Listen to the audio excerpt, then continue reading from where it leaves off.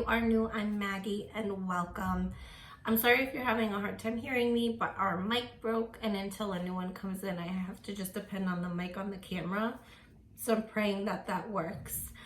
Today I'm going to show you how to make, it's really more of like a how-to, not really like a recipe, but how I make these really fun Easter cupcakes. I use Peeps and eggs, like Cadbury eggs. I use a box mix to make the cupcake. I love funfetti, but you can use vanilla, chocolate, whatever your heart desires. But I just want to show you how to dress them up because they are such a hit with everybody that I know you're gonna love them as much as we do.